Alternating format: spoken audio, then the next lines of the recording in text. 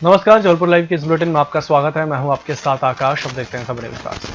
जबलपुर में बैग व्यवसायी और खाद्य भंडार के संचालक के परिजन भी कोरोना पॉजिटिव पाए गए हैं।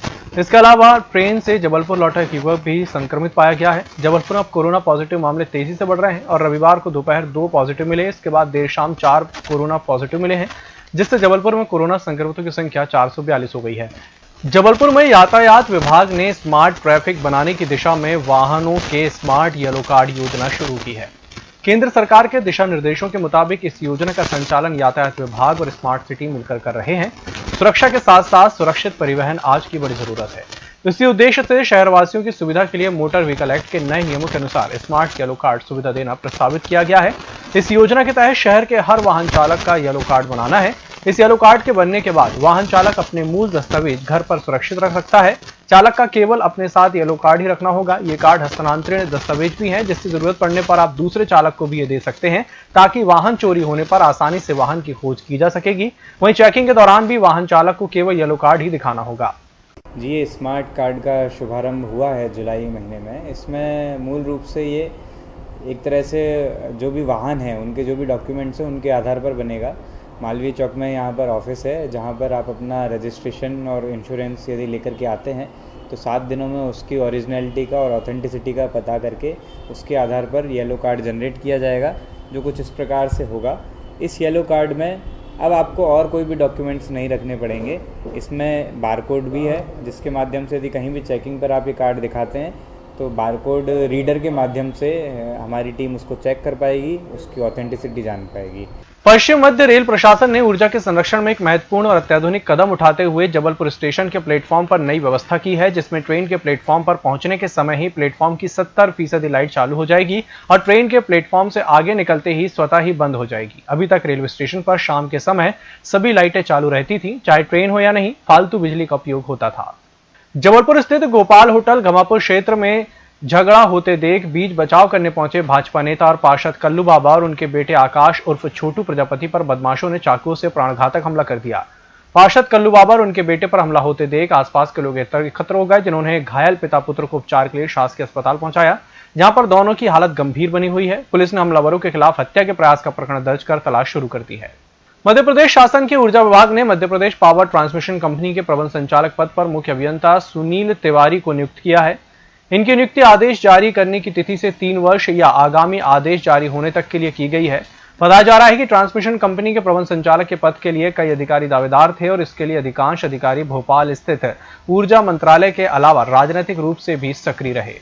लॉकडाउन लागू होने के बाद से जरूरतमंदों की सेवा में जुटी शिवराज जन कल्याण समिति ने ग्वारी घाट क्षेत्र के एक युवक और युवती को आत्मनिर्भर बनाने की राह दिखाई। समिति की सचिव रूपा राव और संजय नाहटकर ने युवक को सब्जी ठेला और युवती को स्वदेशी उत्पादों का स्टॉल खुलवाकर उन्हें आत्मनिर्भर बनने में सहायता की है। दोनों अब रोजाना 200 रुपए से ज्यादा कमा रहे हैं। जबलपुर में भारी भरकम बिजली के बिलों को लेकर उपभोक्ता बेहद परेशान है। गुरुवार को युवक कांग्रेस के साथ बड़ी संख्या में लोग जोन क्रमांक 1 के बिजली दफ्तर पहुंचे और बिजली बिलों को लेकर नाराजगी जताई। उनका कहना था कि एक तरफ जहां सरकार बिजली बिलों को कम करने की बात कर रही है, तो दूसरी तरफ उनके बिजली बिल बेहताशा बढ़कर भेजे जा रहे हैं। अधिकारियों से शिकायत के बाद भी इसका कोई समाधान नहीं निकल रहा है। इधर अधिकारियों का कहना है कि सरकार की योजना के अनुसार जिन्हें छूट दी जानी थी दी गई। जहां तक बढ़े हुए बिलों की बात है, तो कोरोना के दौरान घर घर जाकर मीटर रीडिंग का कार्य नहीं हो पाया, इसलिए लोगों को एवरेज बिल दिए गए हैं। हम पिछले हफ्ते भी आए थे बढ़े हुए बिलों को लेकर के मुख्य अभियंता परस्ते जी के पास, जिन्होंने आज हमें सोमवार को बुलाया था इस विषय में चर्चा के लिए। तो हमने उनको शासन, मध्य प्रदेश शासन का ये 4 जून 2020 को आदेश आया था कि आपके घर के बिजली बिल आधे होंगे, जिसमें उन्होंने कहा था अगर अप्रैल माह में आपके बिजली के बिल 100 से अधिक और अधिकतम 400 रुपये से कम हैं और मई जून जुलाई में 400 से ज़्यादा हैं तो आपको देना होगा बिल की आधी राशि। लेकिन यहाँ पर ऐसा कुछ नहीं है। जनता सिर्फ परेशान हो रही है, क्योंकि जनता को यही नहीं मालूम है, क्योंकि जो बिल आए थे वो फरवरी माह में आए हैं, मार्च में किसी का बिल नहीं आया, तो इसलिए किसी को जानकारी नहीं है कि किसका कितना बिल आया, किसका 400 से ऊपर आ रहा है और किसका 400 से नीचे आ रहा है। और ना ही यहाँ पे किसी राशन कार्ड की छूट मिल रही है, ना संबल की, क्योंकि संबल का भी यहाँ के अधिकारियों का कहना है कि संबल की जो सर्वर है वो ही बंद है, जिसके कारण लोगों को छूट नहीं मिल पा रही है और ऊपरी स्तर पर कोई बिलों में अपडेट नहीं हो रहा है। तो यहाँ पर सिर्फ किस्त बना के दी जा रही है। हम शासन से मांग करते हैं मीडिया के माध्यम से कि लॉकडाउन के अवधि के दौरान जब लोग बेरोजगार थे, उन्होंने सरकार की मदद की, वो घर पे रहे, पुलिस के डंडे भी खाए, कई लोग आधे पेट और कई तो भूखे पेट भी सोए हैं। तो हम उन सब के लिए मांग करते हैं कि मार्च, अप्रैल, मई, जून के बिल इनके बिल्कुल माफ़ किए जाएं। अखिल भारतीय विद्यार्थी परिषद ने सोमवार को ग्लोबल कॉलेज में पहुंचकर जबरदस्ती छात्रों से फीस मांगने को लेकर प्रदर्शन करते हुए कॉलेज प्रबंधन को ज्ञापन सौंपा। आज अखिल भारतीय विद्यार्थी परिषद द्वारा ग्लोबल कॉलेज में ज्ञापन दिया गया, जिसमें मुख्य रूप से ये मांग थी कि जो स्टूडेंट्स को लेकर जो प्रेशराइज किया जा रहा है फीस के लिए, वो बिल्कुल ना हो। कई स्टूडेंट्स हमने ऐसे देखे जिनको एग्ज़ाम फॉर्म भरने की टेंशन है, लेकिन उनके पास फीस ना होते हुए उनको ये लग रहा है कि कॉलेज दबाव बना रहा है। इसी को लेके विद्यार्थी परिषद ने ज्ञापन दिया और कॉलेज से ये स्पष्ट कहा गया कि ये सरासर गलत है, ये सरासर अवैध वसूली हम उसको कहेंगे कि जब गवर्नमेंट और हाईकोर्ट भी ये कह रही है कि आपको स्टूडेंट पे प्रेशराइज नहीं करना है, उसके बावजूद भी कॉलेज लगातार मैसेज और फॉर्म जमा करने को बोल रहा है, ये सरासर गलत है।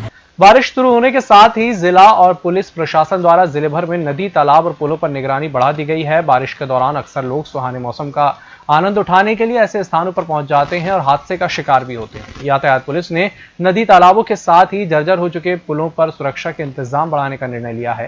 ट्रैफिक एएसपी अगम जैन के अनुसार जिले में 6 पुल चिन्हित किए गए हैं जो जर्जर हैं और जलस्तर बढ़ने पर ये पानी में डूब जाते हैं। बीते सालों में देखा गया है कि पानी होने के बावजूद लोग जान जोखिम में डालकर इन्हें क्रॉस करते हैं। ऐसा करने पर कई लोग वाहन सहित बहाव में बह जाते हैं। ट्रैफिक पुलिस न सिर्फ यहां पर सुरक्षा लगाएगी बल्कि संबंधित थानों को भी बारिश के दौरान अलर्ट रखेगी। बारिश के मौसम में कुछ इस प्रकार के पुल हैं जो ज़्यादा बारिश होने पर जलमग्न हो जाते हैं। इस प्रकार के 6 पुल जो हैं उनको चिन्हित किया गया है और वहाँ पर जो भी जिस क्षेत्र में आता है वहाँ के संबंधित सीएसपी, एसडीओपी साहब को बताया है। मूल रूप से तो देहात क्षेत्र में ज़्यादा हैं और वो वहाँ पर ध्यान रखे हुए हैं और जिस भी प्रकार की आवश्यकता होगी पूर्व वर्षानुसार उसको वहाँ पर व्यवस्था लगाई जाएगी। जबलपुर के फाउंडेशन द्वारा बच्चों को निःशुल्क क्लासेस दी जाती हैं और फाउंडेशन में पढ़ रहे बच्चों ने इस बार 10वीं की परीक्षा में 90% तक अंक हासिल किए हैं, जिसको लेकर उन्हें बधाई दी गई और यह संस्था गरीब असहाय बच्चों को सभी प्रकार की शिक्षा के लिए मदद करती है। दिसंबर 2015 में हजरत सैयद आमिर हसन साहब के द्वारा जेडएस फाउंडेशन की नींव रखी गई। जेडएस फाउंडेशन के द्वारा प्रतिवर्ष 100 बच्चों को निःशुल्क पढ़ाया जाता है। प्रतिवर्ष की तरह इस वर्ष भी जेडएस फाउंडेशन के बच्चे क्लास 10th एमपी बोर्ड में एक बेस्ट परफॉर्मेंस दिए हैं। मेरे 96% आए हैं रीज़न खान सर की वजह से, बिकॉज वो इस फाउंडेशन में हम लोग को निःशुल्क पढ़ाते हैं और उन्होंने हम लोग को बहुत कॉन्फिडेंस दिया जो कि हर चीज़ के लिए बहुत ज़रूरी होता है और मेरी फैमिली का भी बहुत सपोर्ट था। इस बुलेटिन में फिलहाल इतना ही। नमस्कार।